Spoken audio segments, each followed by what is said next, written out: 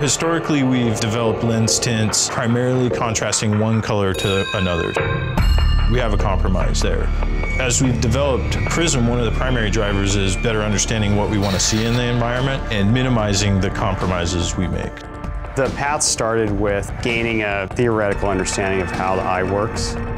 There's some unique features in the way your brain and your eyes are working. Those unique features are what enable us to play with tailoring light to increase contrast. In Prizm, the practical followed the theory. The theory was developed, and then we found the tools we needed to build what we had envisioned on paper.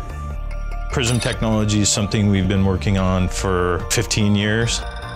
The new factors for us are better understanding the environment, which we've brought in the hyperspectral camera. They would go into these environments and they would point it at these certain conditions and measure the entire spectrum. And then they do it over and over and over again and then bring it back to the lab and we'd analyze this data and look at it and we would find these patterns in these conditions. And we were like, okay, we're seeing the same spectral peaks in these places and we know that we can filter these spectral peaks specifically.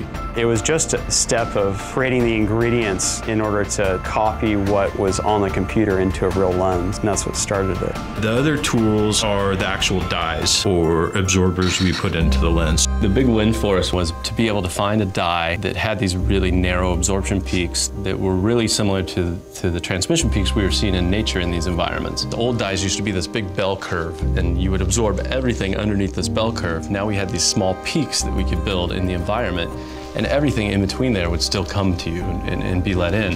And now we had this lens that worked over a greater amount of environments. So when you can take a picture and really understand how color is made in that image, then you can design a lens around those real colors that you actually have data. Gaining that understanding of how it worked enabled us to tailor these lenses to every light environment that our athletes are working in. Through that interaction with the athlete and understanding what's important for them to see, once we understand the environment, we'll go in and we'll turn the knob and we'll accentuate their object of desire. We've done a bunch of color science and looking at the biology of the eye and found that there's two specific colors where your eye is very sensitive to detail. So there's a very specific blue and a very specific orange. So in Prizm Snow, we're going in and adapting it and boosting those colors and filtering the other colors out. When we first tried it with Lindsay Vaughn, one of the feedback that we got was that she didn't have to close her eyes when she goes around the corner, which we didn't understand at first. She was starting out in the trees in kind of a lower light condition. And so when she came around a tree, suddenly you have bright, sunny light in your eyes. So you have to kind of close your eyes and let your eyes adapt. But with Prizm, there's not that big of a change in total light transmission. It's still blocking most of that light, so your eyes don't have to adjust nearly as much.